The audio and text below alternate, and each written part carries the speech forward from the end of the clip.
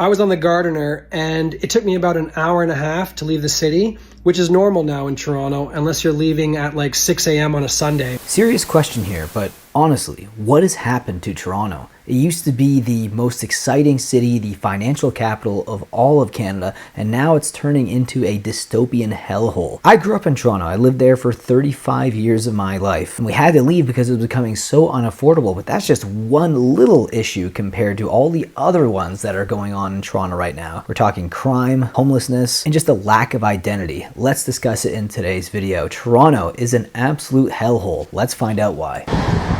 So, I've traveled the world quite a bit. Probably more than, well, definitely more than 99% of the population. And in most of the world, like, see, we have a square here, right? You can chill over there, and you can chill over there. I'll show you the rest of this shit. This is Yonge and Eglinton, it's a neighborhood in Toronto. But do you see how even it doesn't look very inviting, does it, right?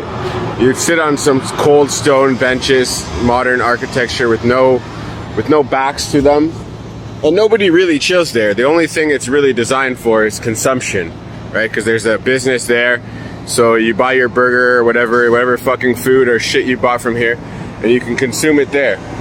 A square in Europe or in Asia, like Turkey, there would be people chilling, just talking, maybe smoking cigarettes.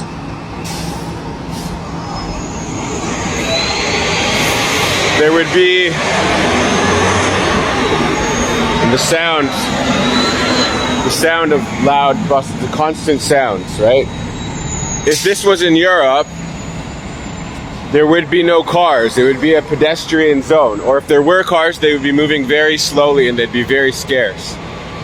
The streets would be much smaller, there would be cobblestones, there would be more seating, and it wouldn't be this brutalist modern architecture, postmodern, whatever the fuck this is, this soulless glass and fucking, hey, how are you? Glass and, sorry, this guy fucking threw me off.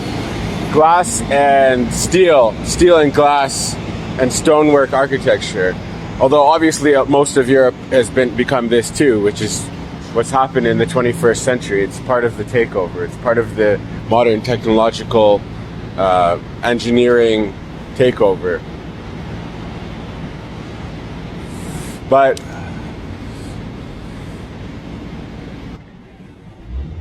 yeah, the vibe is completely different than this, right? This is based on looking good and consuming things and whatever. Like it's just soulless.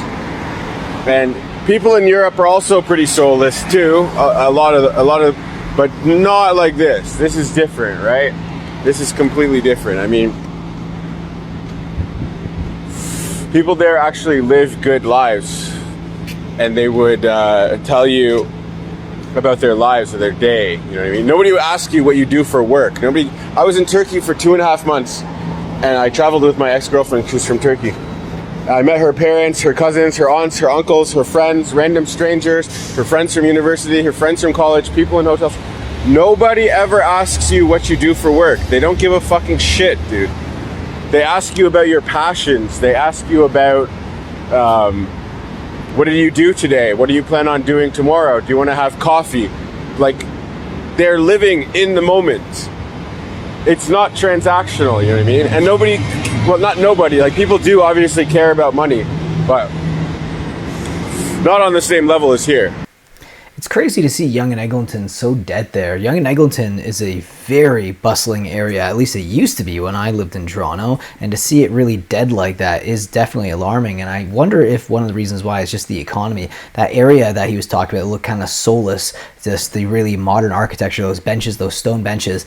They're probably there obviously for people to consume, but also for people to actually congregate like he's talking about. But the problem is they're there mostly for consumption, for people to, you know, sit down to eat their food that they might have gotten at, like the Burger Priest there, or something like that. And a lot of places charge crazy prices for food now. So even if they could socialize and sit there and enjoy it and make use of the space, they probably can't afford to do so, at least on a regular basis. So you don't even see a lot of people even using it during the day. All right, let's talk about traffic and construction in Toronto, because it is a disaster. A huge disaster, quite frankly. I was on the Gardiner, and it took me about an hour and a half to leave the city, which is normal now in Toronto, unless you're leaving at like 6 a.m. on a Sunday. How long is it going to take to finish a project? China is finishing entire cities with AI robots and supersonic trains in the same amount of time it takes us to finish 3 lanes on a highway. They have thousands of workers working overtime. We have 5 Portuguese construction workers just sweating in the sun going, "Bruce de la Bluche, it's hot, please help me." Can we not help these Portuguese construction workers? Here's an idea. How about every new immigrant to Toronto, instead of getting an Uber Eats bike, gets a hammer and a shovel and helps finish some of these construction projects? I think in Toronto, we just stopped caring. We have like a learned helplessness, a complacency now, because we're just like, well, weed's legal and mushrooms are legal and I can order pad thai to my house. So now we just don't care anymore. Toronto used to build stuff. We built the CN Tower. We built the Sky Dome with the largest retractable roof there, bud. We used to innovate, and now we're way behind the East. What's going on? Can somebody explain to me? We have the World Cup coming soon, and I have no idea how the athletes are going to get around unless they sleep outside the stadium in some of the tent cities with the homeless people. That's the only option really right now. Can a civil engineer or someone from the city explain in the comments what's going on? Because I'm lost. Well, they're going to have to put a helipad or something like that close to the stadium so that they can actually fly out to the next game, because it's going to be brutal if they actually use the Toronto traffic or even Vancouver traffic. But Toronto traffic is literally the worst, I think, in the entire world. It might even be worse than LA. I think there was even a recent study that showed that it was the worst in the entire world, which is not a surprise. There's horror stories that I have about just Toronto traffic. I'm just thankful to get away from that, although people here in Calgary complain about traffic, which it just kind of makes me laugh, because yeah, it's not the best, but I'm telling you, you have no idea how bad traffic can be if you're from Calgary. Okay, Toronto. Maybe these people just need to turn themselves in. I think everybody in this area knows that yesterday a little boy was sleeping in his bed, I think just lounging in his bed with his mom, and I don't know if it's a drive-by, but nearby at a playground, a group of people had some sort of confrontation and somebody started shooting, and they shot into his apartment or his dwelling and 2 others and killed him. He's in bed, 8-year-old boy with his mom, and he died. He was transported to the hospital, but he died. And it's just like, yeah, you can see out up there, killed by a stray bullet in North York. And it's just like, nobody's talking in the neighborhood. I saw this on the news. I saw it on, I think, Global News, but it's on every news channel in Canada. Because it's just like, look at the state of gun violence in Canada now.